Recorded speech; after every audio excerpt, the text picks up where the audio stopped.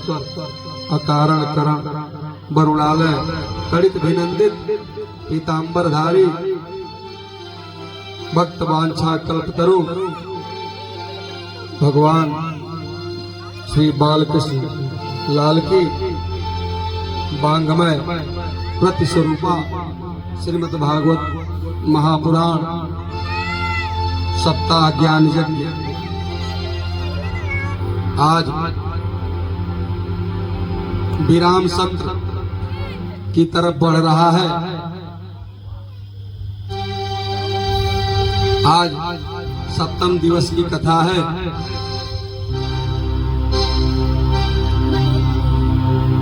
आज परीक्षित के रूप में हमारे भगवान के लाडले श्याम सुंदर के प्रिय, जिनके नाम में ही भगवान का नाम छुपा हुआ है, हमारे परीक्षित जी का नाम ही है सीताराम। ऐसे हमारे परीक्षित जी एवं उनकी पत्नी धर्मपत्नी श्रीमती गुड्डी सिंह जी, सकल बाल गोपाल के सहित पुत्र पुत्री पौत्र पौत्री सकल परिकर के साथ भगवान की अमृतमयी कथा में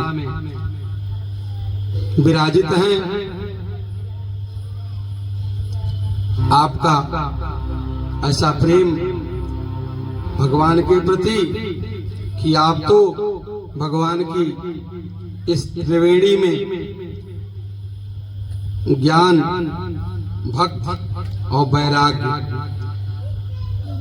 ये तीनों की त्रिवेणी है। जैसे गंगा जमुना सरस्वती, तो ज्ञान प्रतिनिधित्व करता है। ज्ञान वैराग्य, ज्ञान से सरस्वती हैं, भक्ति से गंगा जी हैं और वैराग्य से जमुना जी हैं। तो इस प्रकार से ये तीनों त्रिवेणी में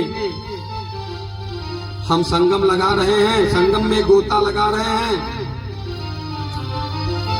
इस प्रकार से आज गोता लगाते लगाते आज 7वें सत्र में प्रवेश कर रहे हैं। आज गोविंद की कृपा हम सभी पर जिस प्रकार से बरसेगी, निश्चित रूप से इस अमृतमयी बरसात में, गोविंद की कृपा की बरसात में हम लोग स्नान करेंगे ताकि हमारे तन मन धन ये तीनों पवित्र हो जाए। क्योंकि सप्ताह ज्ञान यज्ञ, कोई भी यज्ञ होता है तो बिना लक्ष्मी की कृपा के संभव नहीं है। हर यज्ञ में लक्ष्मी की कृपा होती है और तभी यज्ञ जो है संपन्न होता है। सप्ताह ज्ञान यज्ञ, इस ज्ञान यज्ञ में हमको ये समझना चाहिए, ये ज्ञान यज्ञ तभी सफल है जब हम यह समझें कि इस ज्ञान यज्ञ में जो ज्ञान की बातें हैं, जो ज्ञान है, उसे हम अपने हृदय में धारण करें, जीवन में उसका पालन करें, तभी इस ज्ञान यज्ञ की सार्थकता बढ़ जाती है, सार्थक होता है। या ज्ञान यज्ञ। तो इस प्रकार से आइए सबसे पहले हम अपने मन वाणी को पवित्र करें और भगवान श्याम सुंदर का पावन नामों का गुणानुवाद करें। तो सबसे पहले आइए हम अपनी मन वाणी को पवित्र करते हैं।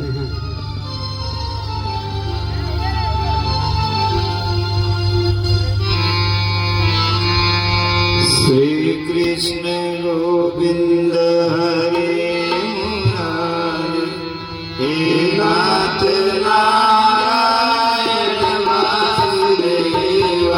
श्री कृष्ण गोविंद हरे मुरारी, हे नाथ नारायण वासुदेवा।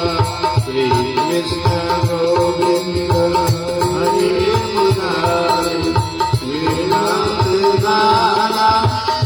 वासुदेवा।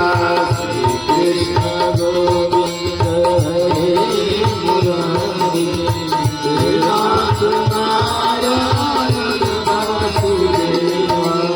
हे नाथ नारायण वासुदेवा, हे नाथ नारायण वासुदेवा। हे नाथ नारायण वासुदेवा, नारायण वासुदेवा। हे नाथ नारायण वासुदेवा। श्री कृष्ण गोविंद हरे मुरारी, हे नाथ नारायण वासुदेवा। श्री कृष्ण गोविंद हरे मुरारी, हे नाथ नारायण वासुदेवा। हरे कृष्णा कृष्णा कृष्णा हरे हरे, हरे राम राम राम हरे हरे, हरे राम राम हरे हरे। हरे कृष्णा हरे कृष्णा हरे कृष्णा कृष्णा कृष्णा हरे हरे, हरे राम राम हरे हरे। हरे कृष्णा कृष्णा कृष्णा हरे हरे, हरे राम हरे हरे। श्री कृष्ण गोविंद हरे मुरारी, हे नाथ नारायण वासुदेवा। श्री कृष्ण गोविंद हरे मुरारी,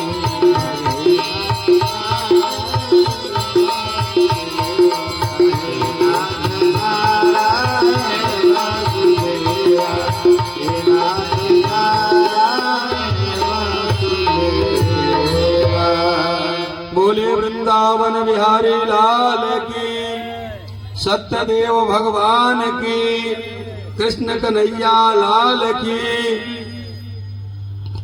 भक्तजनों, भगवान इस भारतवर्ष में लोग कहते हैं कि भगवान का अवतार क्यों होता है। भगवान इस भारतवर्ष में ही क्यों विराजित होते हैं, क्यों बार बार अवतार लेते हैं। विश्व में कहीं भी ले सकते हैं, लेकिन भारत में ही क्यों अवतार धारण करते हैं। तो कहते हैं कि भगवान भारत में इसलिए अवतार लेते हैं कि और तो सारा विश्व जो है ये भगवान का शरीर है, लेकिन भारत जो है भगवान का हृदय है। शरीर में कोई रोग हो जाए, कोई समस्या आ जाए, हाथ काम ना करे तो हाथ कटा सकते हैं, उंगली कटा सकते हैं। आंख काम ना करे तो भी काम चल जाएगा, पैर ना काम करे तो भी मनुष्य का काम चल जाएगा। लेकिन अगर हृदय जो है काम करना बंद कर दे तो हम जो है हमारी जीवन लीला समाप्त हो जाती है। तो इसलिए भगवान जो है, वैसे तो भगवान को जगन्नाथ कहा जाता है, पूरे जग के नाथ, संसार के ईश्वर हैं। लेकिन अवतार इसीलिए लेते हैं कि भारतवर्ष हमारा हृदय है भगवान का। तो बोलिए भारत माता की। अब हम कथा में आते हैं। कल की कथा में मैंने क्या आप लोगों को बताया था? कल क्या हुआ था? कोई बताएगा? कल लास्ट में क्या हुआ था?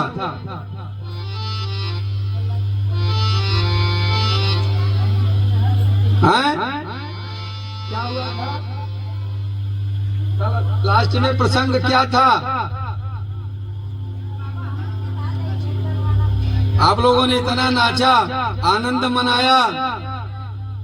हाँ, भगवान का विवाह हुआ था। भगवान का विवाह हुआ था। तो हमारे यहाँ विवाह 4 प्रकार का होता है।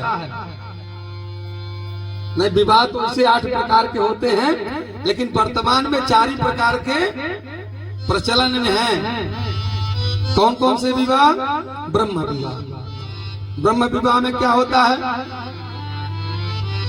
कि लड़की का पिता लड़के के यहाँ जाता है, विवाह निश्चित करता है, पंडित जी बैठ करके विवाह कराते हैं, फेरा होता है।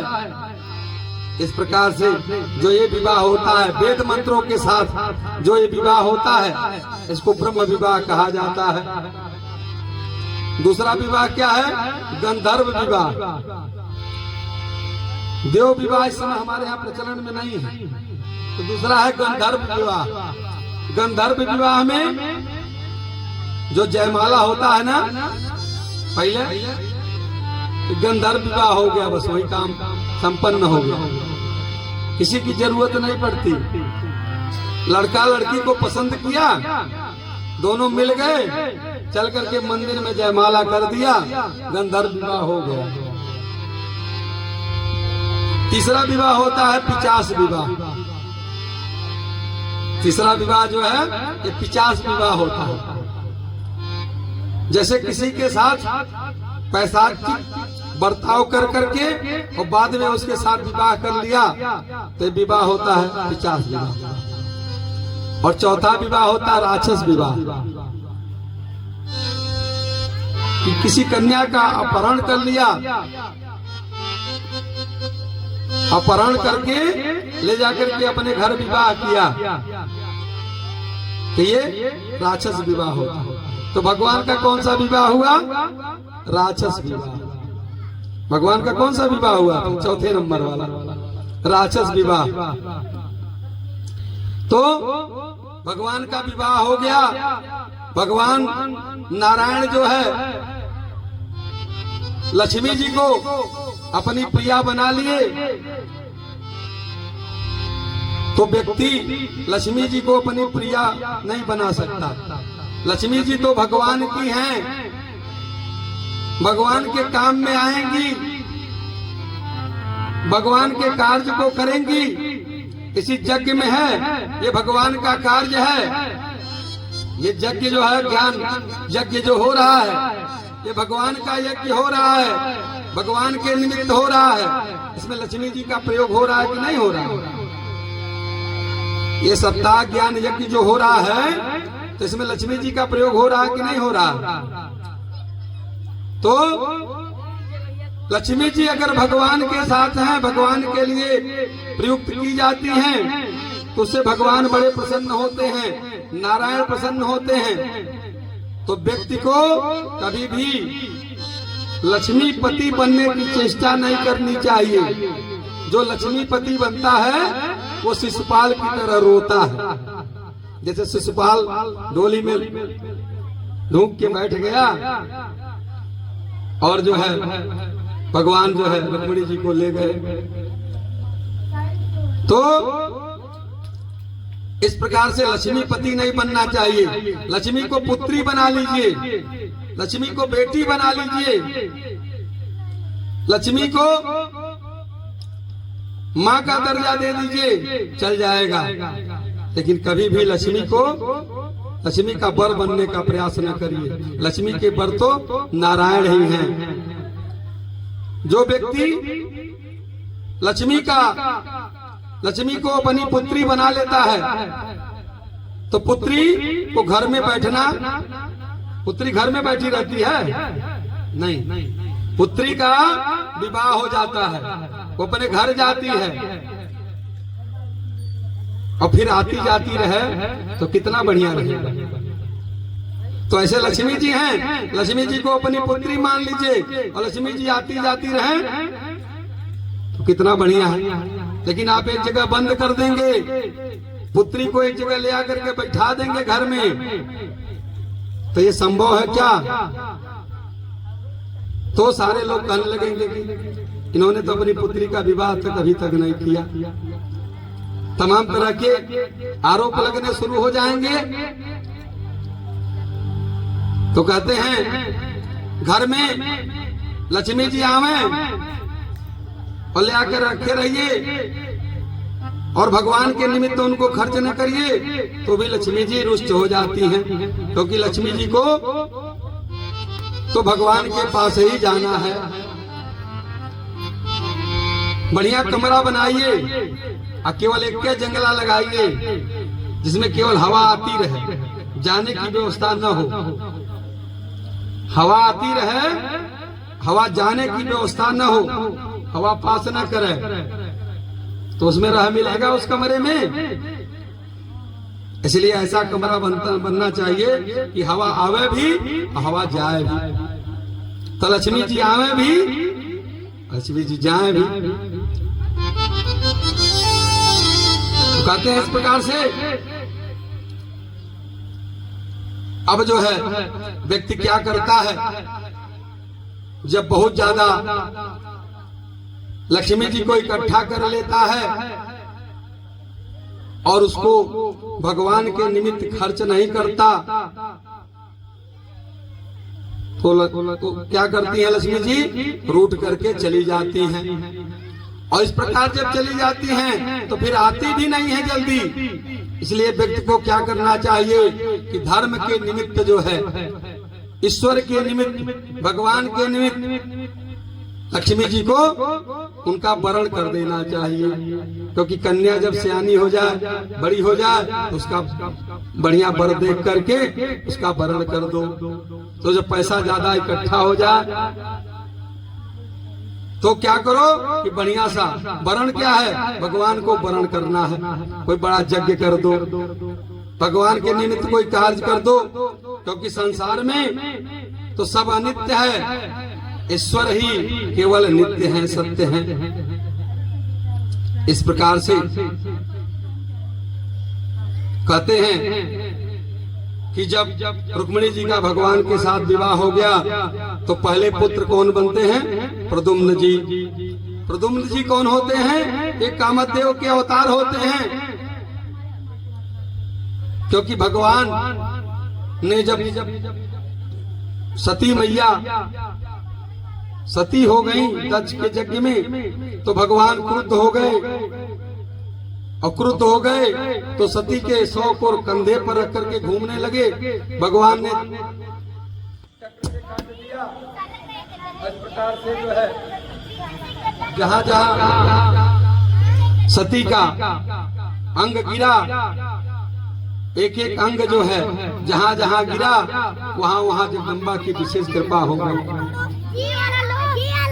सती के अंग जहां जहां गिरे हैं वहां सब सिद्ध स्थान हो गया। देवी पाटन में गिरा, और जो है कुंजा देवी में गिरा।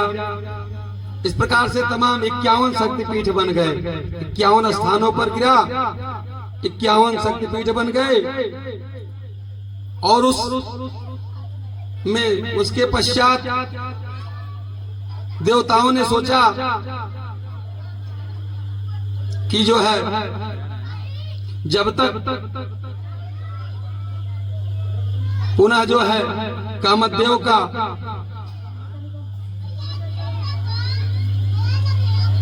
इस प्रकार से वो शक्तिपीठ बन गया।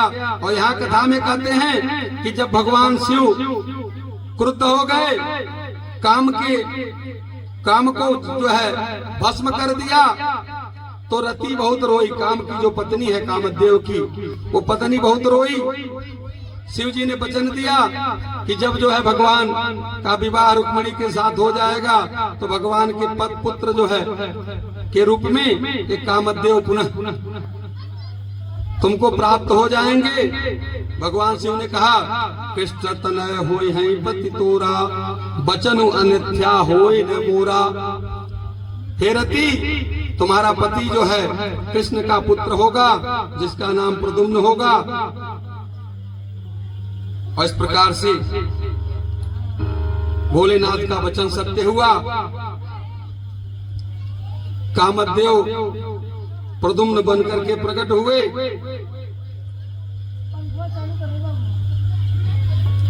और इस प्रकार से जब प्रकट हुए, तो संबासुर नाम का एक दैत्य था, उसने प्रद्युम्न का हरण कर लिया और ले जाकर के समुद्र में फेंक दिया। प्रद्युम्न को एक मछली निकल गई। वो मछली संजोग से संबासुर के घर में ही पहुंच गई। और जब उसका पेट जो है फाड़ा गया, तो उसमें से प्रद्युम्न बाहर निकल गए। और संबासुर के घर ही भगवान प्रद्युम्न जो है पले बढ़े। इधर नारद जी ने रति को सावधान कर दिया कि रति, तुम्हारा पति संबासुर के यहाँ है, जाओ उसे संभालो। और छद्म वेश में रति जो है आकर के सेवा करने लगी। इस प्रकार से बहुत दिन बीत गया। प्रद्युम्न जो है संपन्न हो गए। और एक दिन प्रद्युम्न बोले, देवी, तुम मेरा ये जो लालन पालन कर रही हो, इसमें तो ममत्व तो दिखाई नहीं पड़ता, इसमें तो मातृभाव दिखाई नहीं पड़ता। तो रति कहती है, तब रति ने सारी कहानी बता दिया। भगवान नारायण सुतः संवे हरणो गृहात्, अहम त्रेधिका पत्नी रति कामो भवान प्रभु। इस प्रकार से। और जबकि संबासुर जो है भगवान का प्रबल दुश्मन है, तो इस प्रकार से रति जो है कामदेव की पत्नी है, वो सारी घटना बता देती है। और इस प्रकार से संबासुर को ज्ञात हो जाता है, ये तो मेरा काल ही मेरे घर में पला बढ़ रहा है। बंदी बना लेता है। और जब बंदी बना लिया, तो एक दिन रुक्मिणी जी को पता चल गया कि मेरा पुत्र जो है, नारद जी ने आके बता दिया कि मेरा पुत्र जो है संबासुर के यहाँ है। और इस प्रकार से जब मिला, तो बहुरानी के साथ मिल गया। और भगवान जो है इस प्रकार संबासुर से प्रद्युम्न युद्ध करके उसकी पुत्री को लेकर के आते हैं। और सुखदेव जी कहते हैं, महाराज, इस प्रकार से प्रद्युम्न जी का बहुत स्वागत हुआ। अब जो है फिर परीक्षित ने पूछा, सुखदेव जी महाराज, भगवान के और भी विवाह हुए थे, तो कब हुए, कहाँ हुए, कैसे हुए? तब परीक्षित जी को सुखदेव जी बताने लगे। क्या कहते हैं कि सुन लो भैया, और कैसे कैसे भगवान के विवाह हुए। भगवान का दूसरा विवाह एक सत्राजित नाम का राजा था, सूर्य भगवान की उसने उपासना किया। सूर्य भगवान प्रसन्न होकर के उसको एक बढ़िया मणि दे दिए। वो मणि इतनी चमकती थी कि जब वो चलता था तो लगता था कि भगवान सूर्य आ रहे हैं। एक दिन सत्राजीत वो अपनी मणि पहन करके भगवान कृष्ण से मिलने गया और जब भगवान कृष्ण से मिल लिया, सारी बात हो गई, तो मिल करके जाने लगा। तो कुछ जो है जदुवंशी रोक लिए, कहे भैया एक मिनट सुन लो। सत्राजीत ने कहा बताइए क्या बात है। बोले देखो ये तुम्हारे पास जो मणि है, ये मणि तुम्हारे लिए तुमको शोभा नहीं दे रही है। ये मणि तुम भगवान कृष्ण को दे दो, वो द्वारिका के अधिपति हैं। और एक चीज और आपको बता दें कि जितना कीमती सामान किसी के पास रहता है तो सबसे बड़ी समस्या उसकी सुरक्षा की हो जाती है। सुरक्षा उसकी आवश्यक है। अब जो है जब जदुवंशियों ने समझाया तो सत्राजीत ने कहा देखो भैया मेरा सामान है, मैं इसकी सुरक्षा कर लूंगा।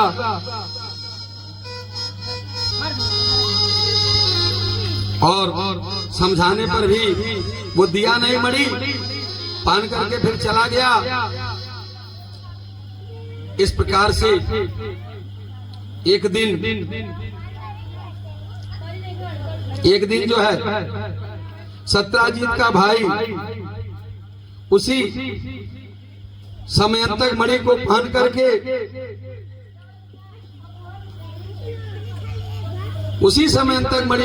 करके बाजार में दिखाने के लिए निकला।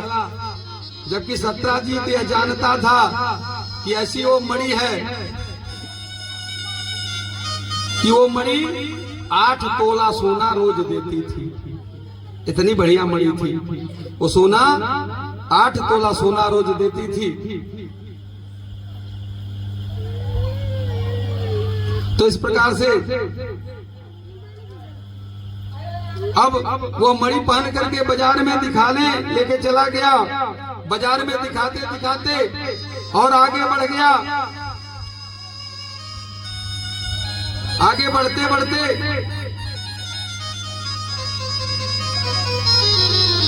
जंगल की तरफ चला गया।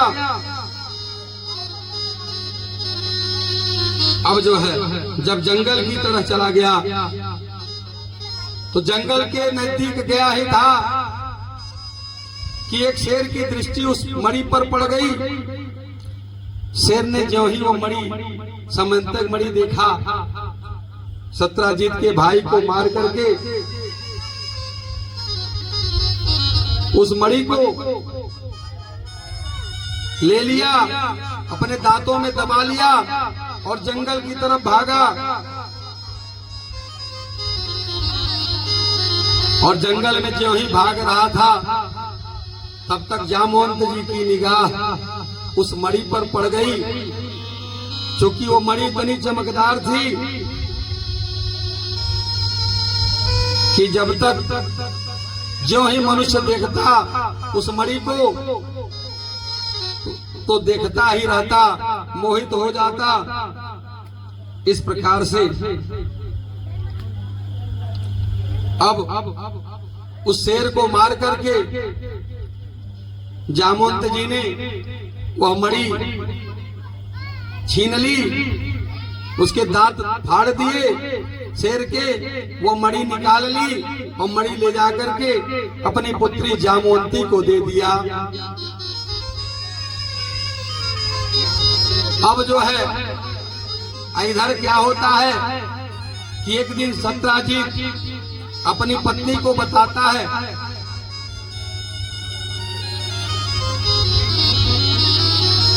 कि मुझे पूरी आशंका है कि श्री कृष्ण ने ही मेरे भाई की हत्या करा करके मणि ले लिया।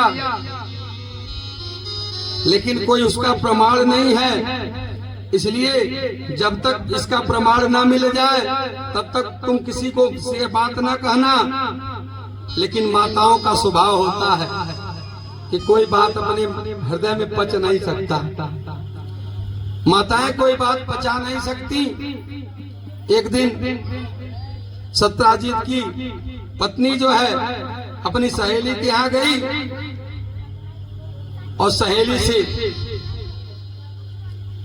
से कह दिया कि हमारे पति के पास समयंतक मणि थी, हमारे देवर जी पहन करके गए और भगवान ने, कृष्ण ने हमारे देवर की हत्या करा दी और ये मणि जो है ले ली, क्योंकि उस मणि पर बहुत दिन से निगाह थी। लेकिन कोई सबूत न मिल पाने के कारण हम सीधे तौर पर नहीं कह सकते, तो ये बात तुम भी किसी से न कहना।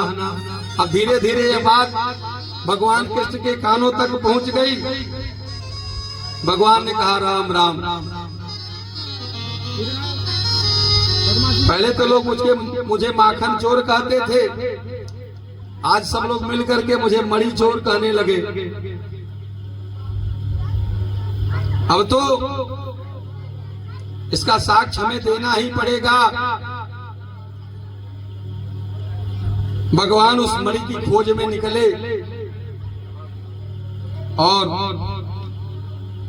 ढूंढते ढूंढते जब जंगल की तरफ गए तो देखा सत्राजित का भाई प्रसेनजित, सत्ताजीत का भाई प्रसेनजित मरा पड़ा है।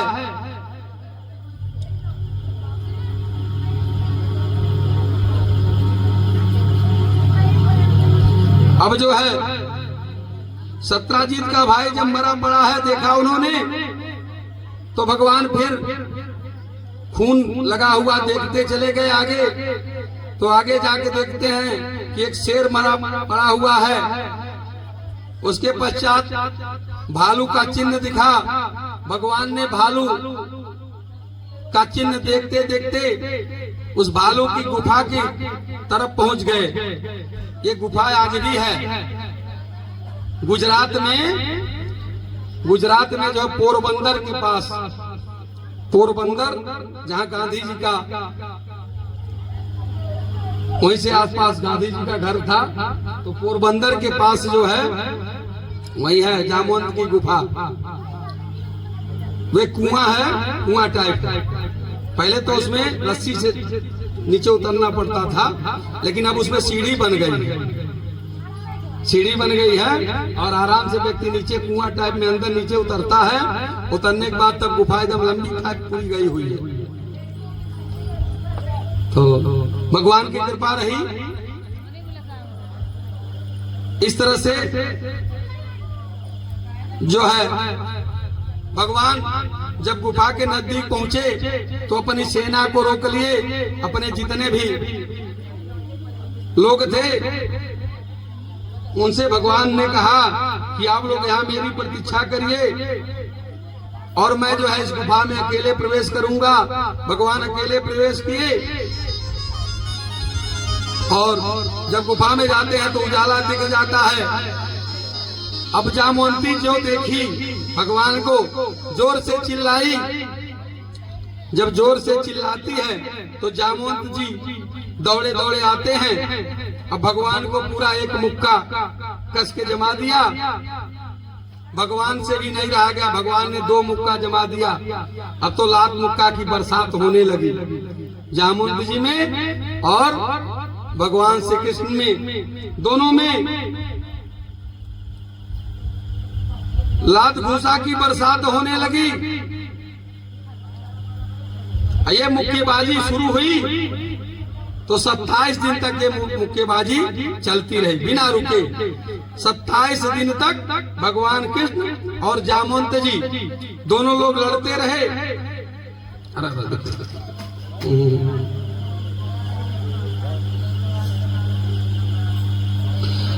28वें दिन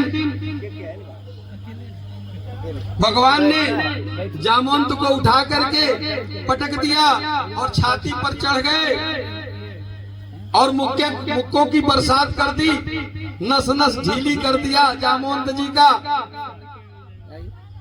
अब जामवंत जी बोले, बस करो महाराज, मैं पहचान गया आप मेरे राम जी हो।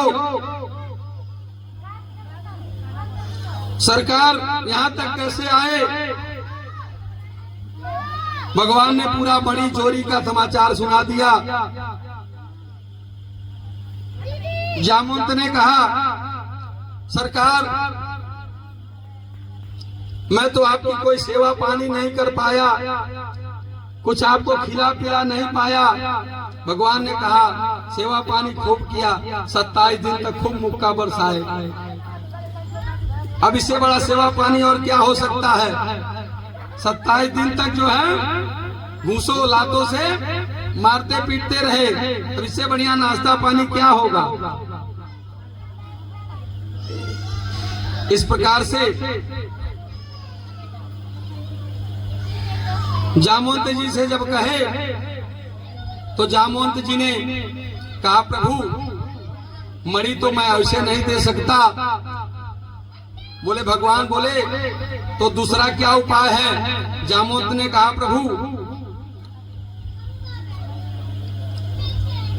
हमारी एक पुत्री है जामवंती, इससे आप विवाह कर लीजिए, मणि को दहेज में ले लीजिए। भगवान ने उसी जंगल में मंगल हो गया, जामवंती से भगवान ने विवाह किया। यह भगवान का दूसरा विवाह हो गया। अब जो है अब भगवान जो है मणि के साथ जामवंती के साथ जामवंत जी को लेकर के आए, सत्राजीत को बुलाए और मणि जो है सत्राजीत को ले आकर के सौंप दिया भगवान ने। इस प्रकार से जब सत्राजीत ने देखा, भगवान ने कहा, भैया लो देखो तुम्हारी मणि भी लाया हूं, साथ में प्रमाण पत्र भी लाया हूं, ये प्रमाण पत्र भी है। अच्छा एक बार और आपको बता दें, ये जामवंत जी जो हैं, जब रामावतार था तो उस रामावतार में जब लंका विजय कर लिए भगवान, तो लंका विजय के पश्चात भगवान सबको कुछ न कुछ देने लगे। लेकिन जब जामवंत जी से पूछा तो जामवंत जी ने कहा, प्रभु हमको कुछ चाहिए नहीं, केवल एक चीज चाहिए, मैंने लंका में ऐसे कोई वीर ही नहीं मिले मेरे सामने जो मुझसे लड़ सकें, इसलिए मेरे शरीर में जो शक्ति थी वो शक्ति वैसे ही बची रह गई, मेरा किसी से युद्ध ही नहीं बढ़िया से हुआ, तो मैं चाहता हूं कि प्रभु आप ही से दो हाथ हो जाए। तो राम जी ने कहा, देखो हम इस समय राम के रूप में हैं, मर्यादा के रूप में हैं, मर्यादा पुरुषोत्तम हैं, तो स्वामी और सेवक की लड़ाई नहीं हो सकती, कभी भी स्वामी और सेवक का युद्ध नहीं हो सकता। इसलिए यह आपकी मनोकामना हम पूरी करेंगे, लेकिन समय की प्रतीक्षा करो। और समय पूरा हुआ, कृष्ण रूप में भगवान पधारे और जामवंत की इच्छा पूरी कर दिया, नस नस ढीली कर दिया, जामवंत की पुत्री से विवाह कर लिया। तो इस प्रकार से भगवान का ये दूसरा विवाह हो गया।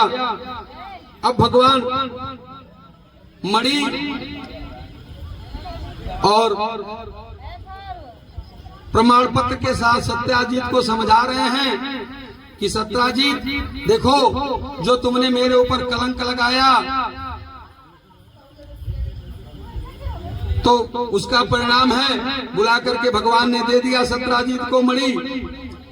अब ये जनता है, जनता का रुख कब बदल जाए, वही जनता जो भगवान को चोर समझ रही थी चोर कह रही थी, आज वही जनता अब सत्राजीत को भला बुरा कहने लगी कि इसने भगवान को नहीं छोड़ा, भगवान को उल्टा सीधा इल्जाम लगा दिया, भगवान पर चोरी का इल्जाम लगा दिया। अरे वह और समय था जब भगवान मक्खन चोरी किया करते थे, इस समय तो द्वारिका के राजा हैं, ये चोरी भला क्यों करेंगे। इस प्रकार से जब सत्राजीत बहुत परेशान हुआ, बहुत लज्जित हुआ, तो भगवान से बोला, प्रभु अब एक ही उपाय है, मेरी बेटी सत्यभामा का विवाह कर लो तो मैं बदनामी से बच जाऊंगा, आपका समधी बन जाऊंगा। इस प्रकार से सत्राजीत ने सत्यभामा का विवाह भगवान कृष्ण से कर दिया और दहेज में मणि दे दिया। ये भगवान का तीसरा विवाह हो गया।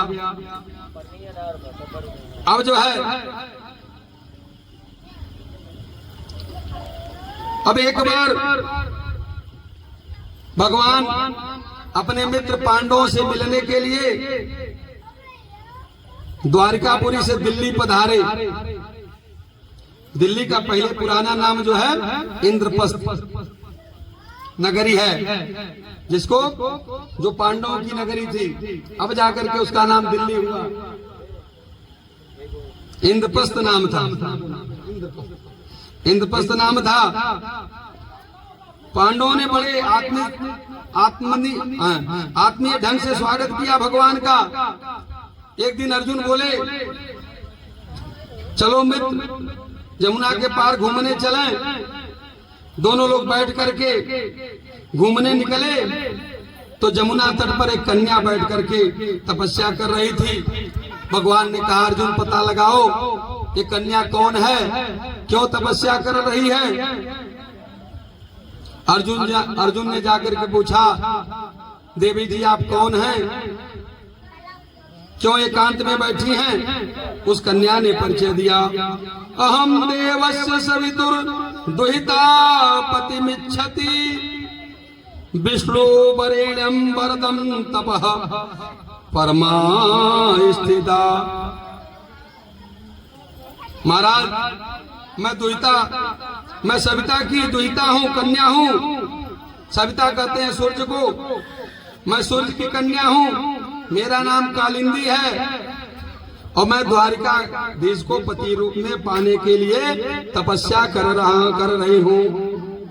अर्जुन सुनते ही मुस्कुरा दिए, बोले सरकार आपका बृहस्पति ग्रह जो है ये बड़ा प्रबल हो गया है।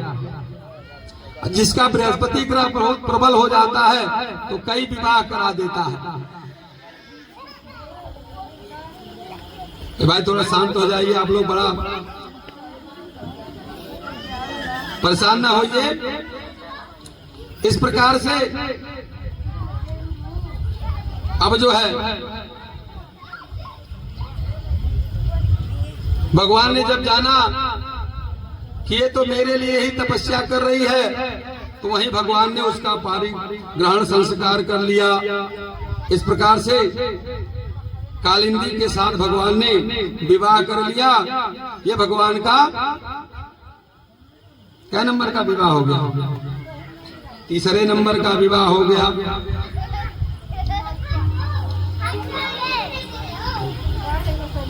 अब जो है एक बार उज्जैन देश के राजा बिंद और अरविंद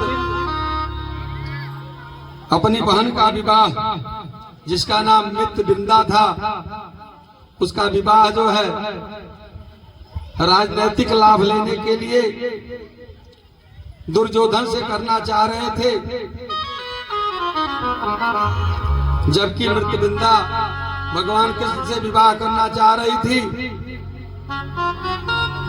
उन्होंने एक स्वयंवर रखा। उस स्वयंवर में दुर्योधन भी आया था, सभी राजा भी आए थे, लेकिन भगवान द्वारिकाधीश पहले पहुंच गए।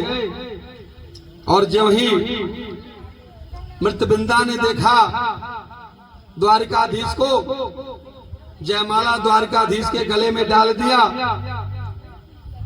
अब तो भगवान ने सोचा कि अब तो माहौल खराब होने वाला है, क्योंकि जो इसके भाई हैं बिंद और अरविंद, ये जो है अब युद्ध के लिए प्रस्तुत हो जाएंगे। तो भगवान जो है वहीं उसका पाणी ग्रहण संस्कार कर करके और जो है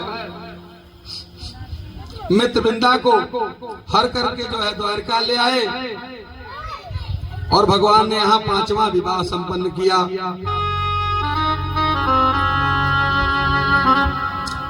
अब एक दिन कौशल नरेश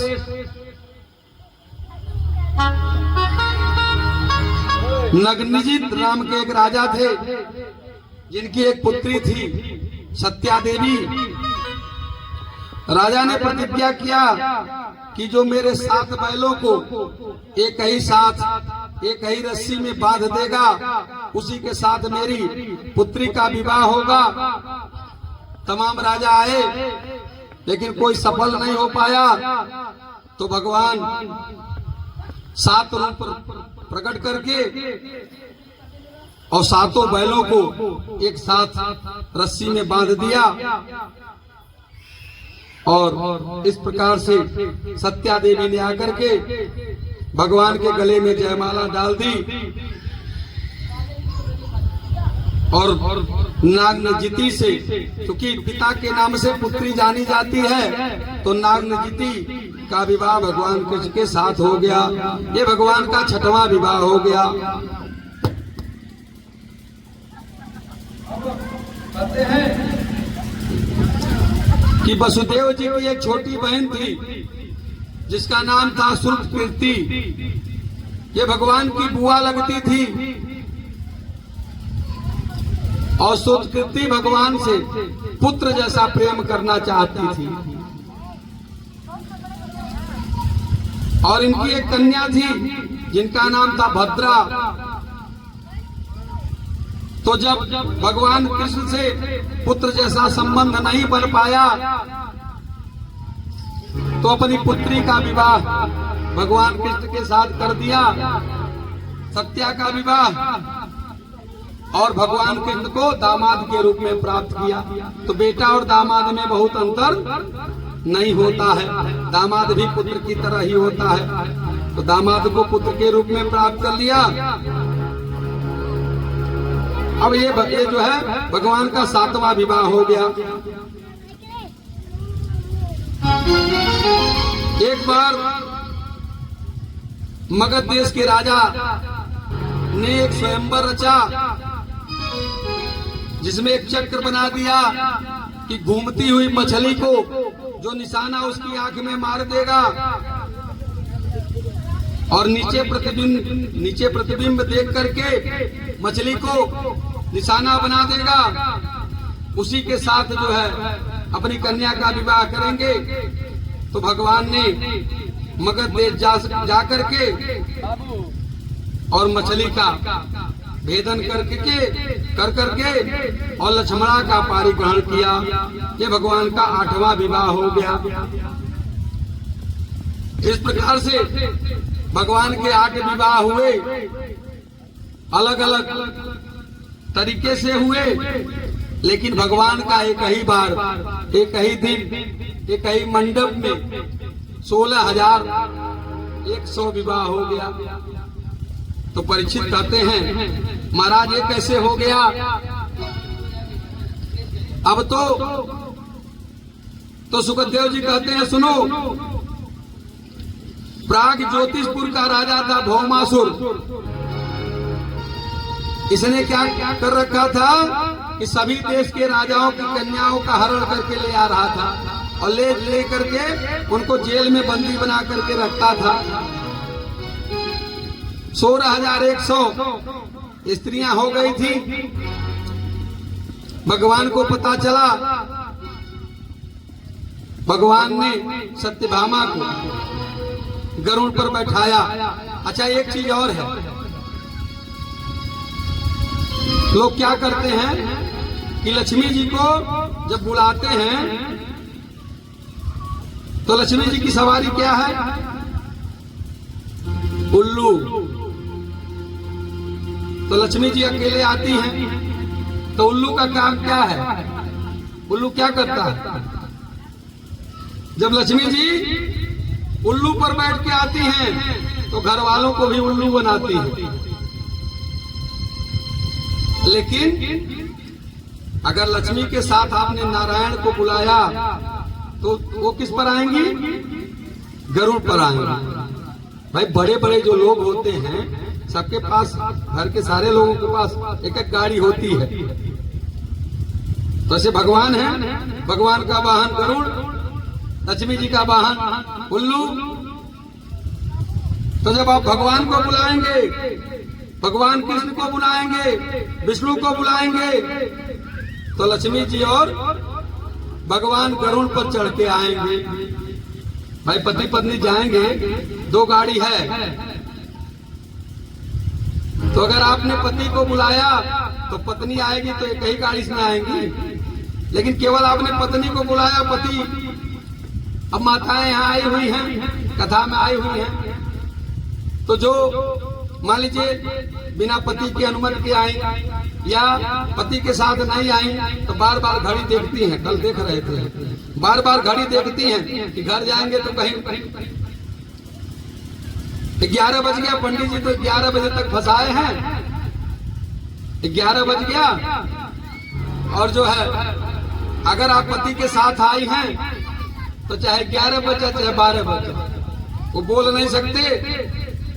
तो ऐसे ही लक्ष्मी जी के साथ अगर विष्णु को आमंत्रित करती हैं तो दोनों लोग आएंगे और परिवार भी ढंग से चलेगा, परिवार में विकृति भी नहीं होगी और परिवार के लोग प्रसन्न भी रहेंगे। तो इस प्रकार से भगवान क्या करते हैं कि सत्यभामा को लेकर के गरुड़ पर बैठाए और जो है भौमासुर के राज्य में पहुंच गए, प्राग ज्योतिषपुर। और जब पहुंच गए तो चूंकि उस महल की रखवारी एक दैत्य करता था जिसका नाम था मुर। मुर नामक दैत्य रखवाली करता था। उसके 5 सिर थे, मुर के 5 सिर थे। भगवान जब पहुंचते हैं, भगवान से युद्ध होता है, चक्र से भगवान उसके 5 सिर काट देते हैं। और जब मुर का वध कर दिया तो भगवान का नाम हो गया मुरारी। बोले मुरारी भगवान की। इस प्रकार से भौमासुर का वध करके जब भगवान बंदी गृह में गए, कन्याओं को खोला, बंधन मुक्त किया, तो सारी कन्याएं कहने लगी, सरकार हम तो इतने दिन से बंदी गृह में बंद हैं, अगर आप हमको छोड़ दिए, छुड़ा दिए तो हम जाएं कहां? परिवार के लोग तो आशा छोड़ दिए हमारी। अब इतने दिन बाद अगर हम घर जाएंगे भी तो परिवार के लोग हमको नहीं अपनाएंगे, और अगर अपना भी लिए तो हमसे विवाह कौन करेगा? तो भगवान ने कहा, देखो भाई, जिसको कोई स्थान नहीं है, जिसका कोई नहीं है, उसका जो है मेरे हृदय में स्थान है। इस प्रकार से भगवान ने एक ही मंडप पर सभी 16,108 कन्याओं से विवाह किया। इस प्रकार भगवान का टोटल विवाह हो गया 16,108। इस प्रकार से 16,108 विवाह हो गया। अब सभी रानी और पटरानी के 10-10 पुत्र हुए। ऐसा श्रीमद् भागवत में लिखा है। सभी से यहाँ तो आजकल ट्रेंड चल गया है, हम दो हमारे दो, लेकिन आज इस समय कुछ नया और चल गया है। इस समय वर्तमान में एक ट्रेंड और चल गया, हम तो हमारे हैं, और उधर जो संख्या बढ़ा रहे हैं वो क्या कर रहे हैं? हम तो हमारे 15,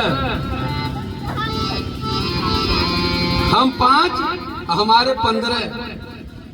दुई कहाँ, हम 5 हमारे 15, तो इतनी संख्या बढ़ा रहे हैं। आज आपको कोई शोभा यात्रा निकालनी है, भगवान का कोई जुलूस निकालना है, तो कब पत्थर बरस जाए, कब उस शोभा यात्रा पर पत्थर की बरसात हो जाए, कब लाठी चार्ज हो जाए, कहना नहीं चाहिए। तो हम अपनी संख्या को घटा रहे हैं और उधर वो अपनी संख्या को बढ़ा रहे हैं। तो इस बात को सबको ध्यान देना होगा। अब जो है इस प्रकार से भगवान के सभी पुत्र जो है, भागवत में ऐसा आया है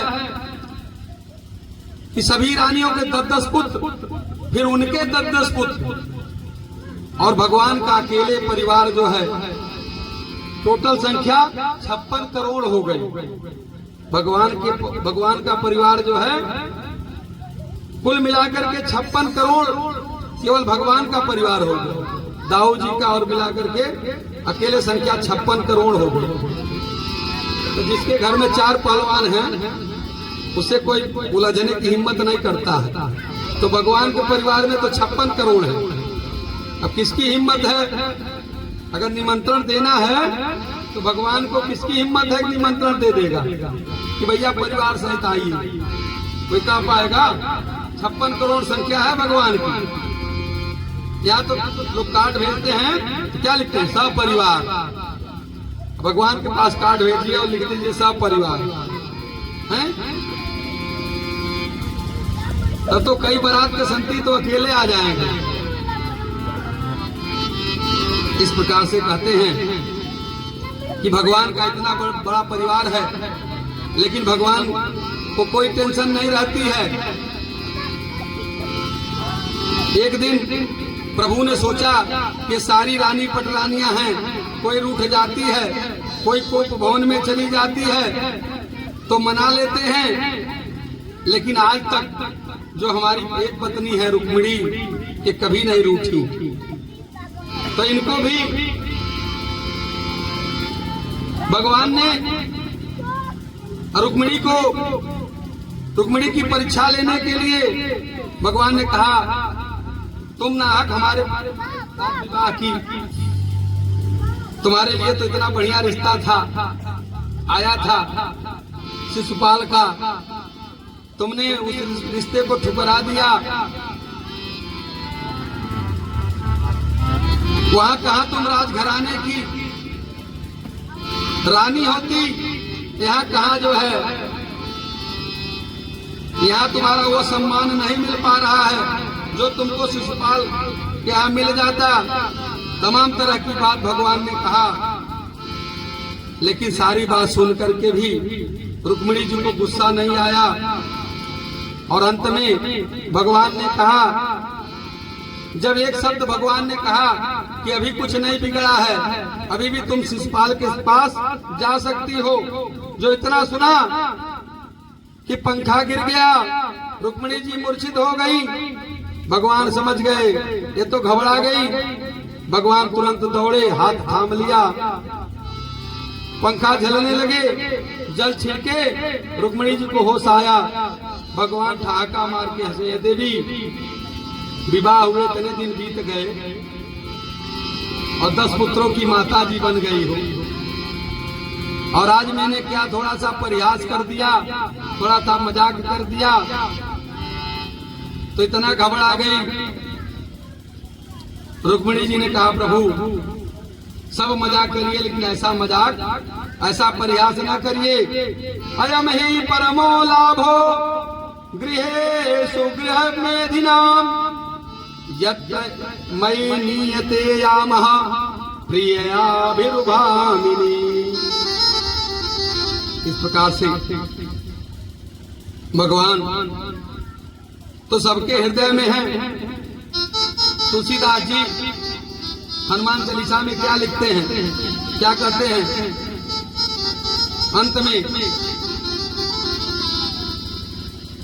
अंत में राम जी को हृदय में बैठाने की बात नहीं करते। तुलसीदास जी क्या कहते हैं? हनुमान को हृदय में बैठाने की बात करते हैं। हनुमान चालीसा के अंतर्गत हनुमान जी को हृदय में बैठाने की बात करते हैं, क्योंकि हनुमान जी हृदय में बैठ गए तो सीताराम सहित सारा परिवार अपने आप हृदय में बैठ जाएगा। कहते हैं धाम कहते हैं घर को, और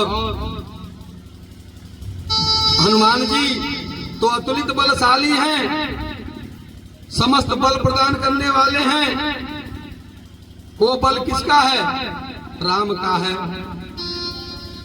तो जिसके हृदय में हनुमान जी अतुलित बल धाम विराजमान है, तो निश्चित रूप से सारा भगवान का परिकर परिवार ही विराजित हो जाएगा। क्योंकि भगवान जो है भक्तों के हृदय में जब विराजमान हो जाते हैं तो फिर कहीं जाते नहीं। इस प्रकार से सुखदेव बाबा कहते हैं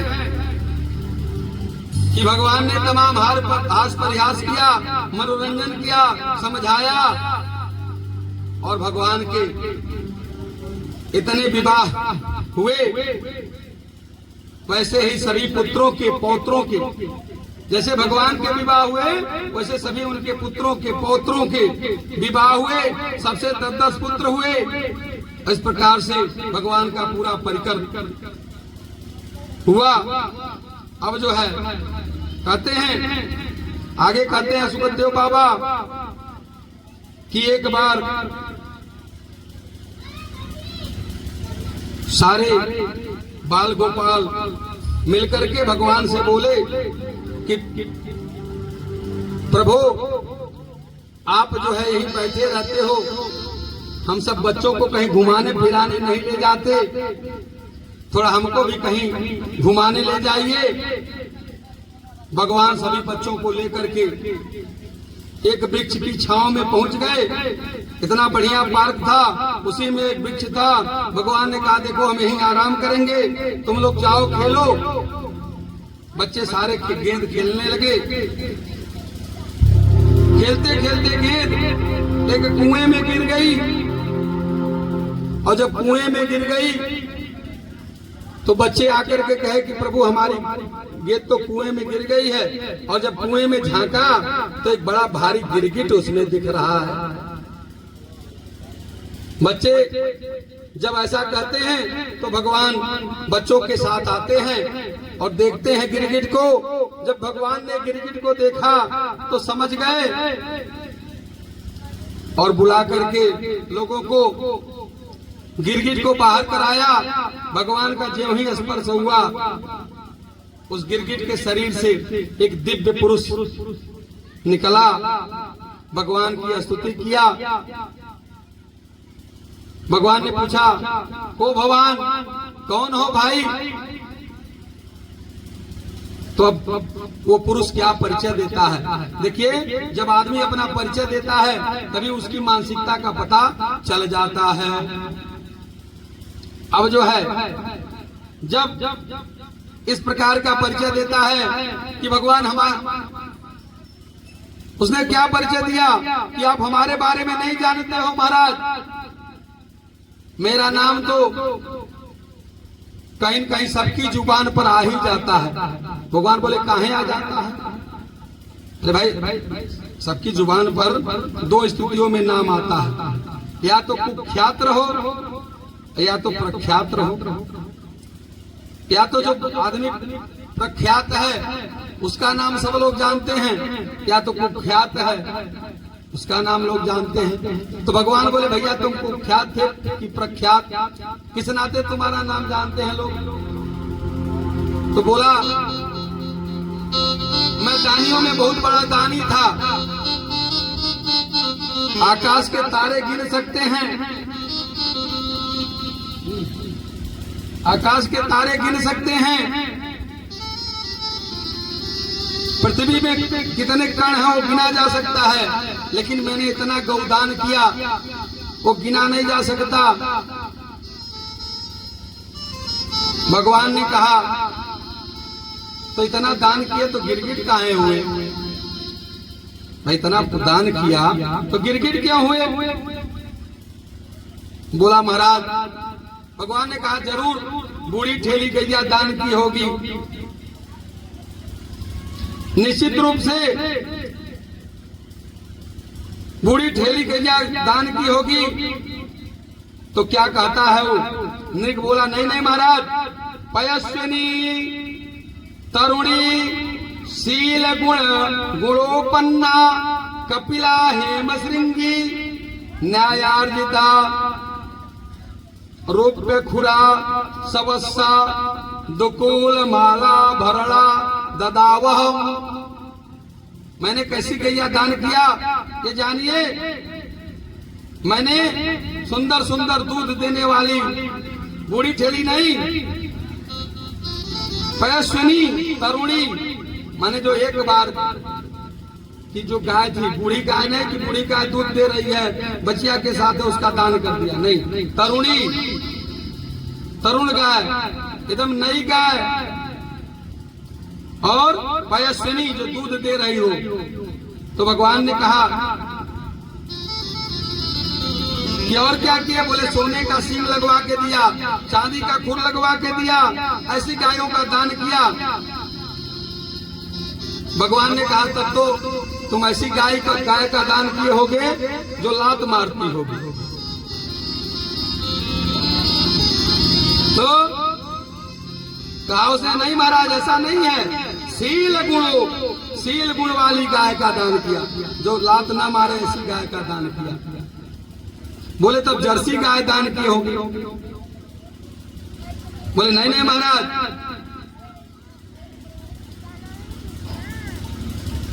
कपिला गाय शील गुणोपन्ना कपिला हेम श्रृंगी, कपिला गाय दान किया।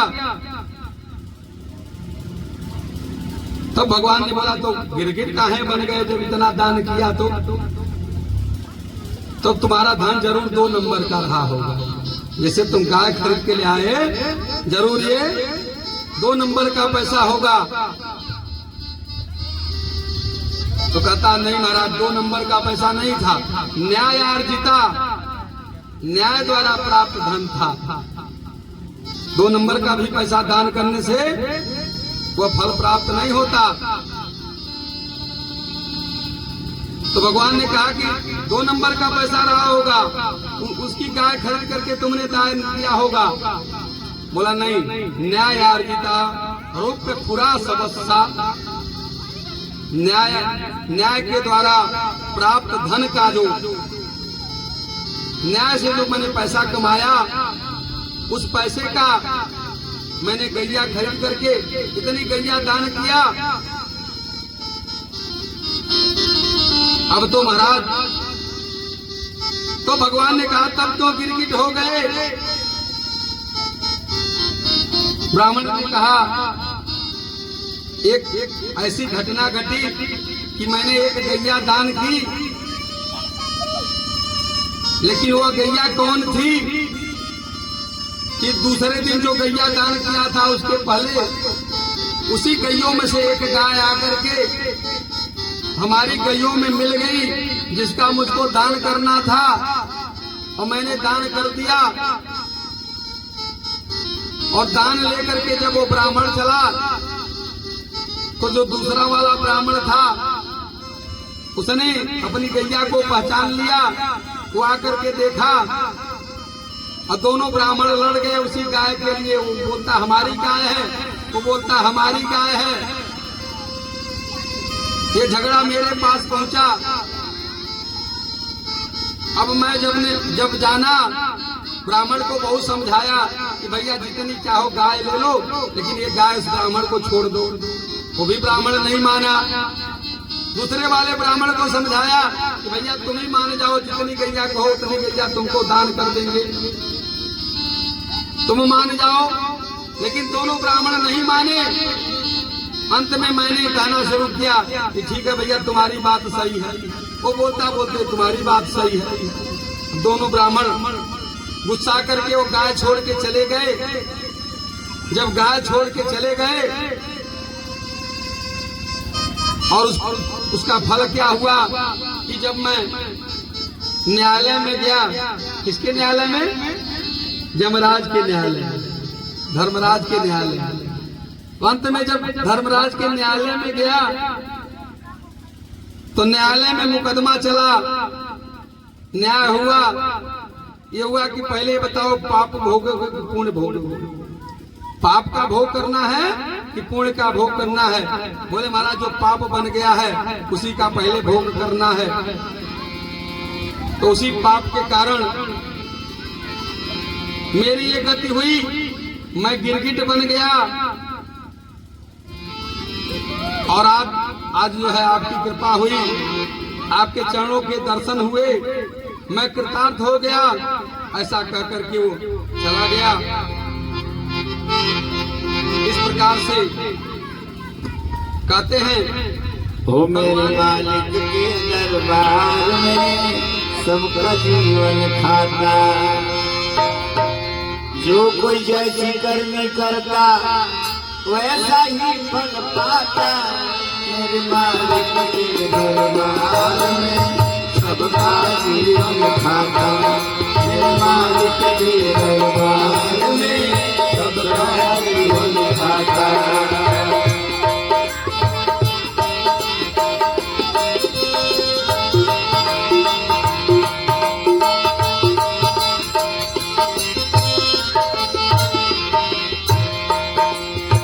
क्या साधु क्या संत की हस्ती, क्या राजा क्या रानी। क्या साधु क्या संत की हस्ती, क्या राजा क्या रानी। क्या साधु क्या संत की हस्ती, क्या राजा क्या रानी। क्या साधु क्या संत की हस्ती, क्या राजा क्या रानी। प्रभु के बही में लिखी हुई है सबकी कर्म कहानी, प्रभु के बही में सबकी कर्म कहानी।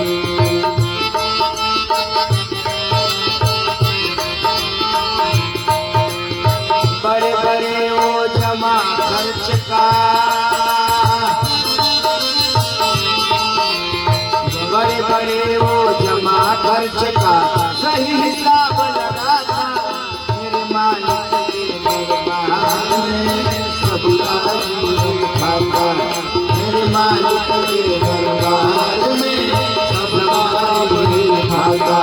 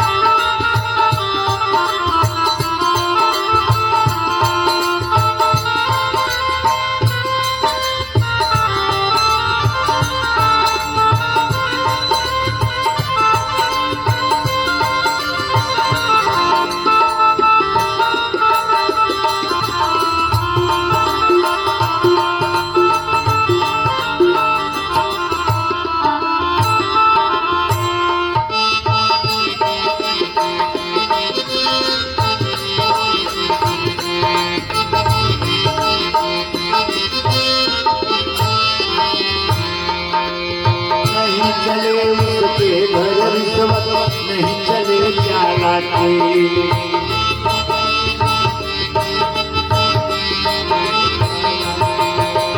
नहीं चले उसके घर विश्वत, नहीं चले चालाकी।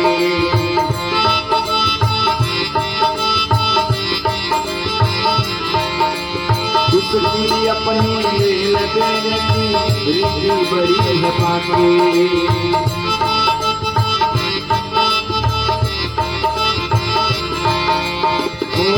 नैया पार करे वो, उनकी नैया पार करे वो, पाप सब डूब जाता।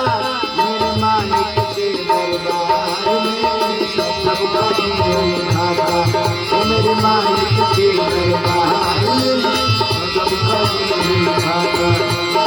जो कोई जैसी करनी करता, जो कोई जैसी करनी करता वैसा नहीं फल पाता मेरे मालिक के दरबार में सबका नहीं खाता मेरे मालिक के दरबार में सबका नहीं खाता मेरे मालिक के दरबार में सबका जीवन था। बोले वृंदावन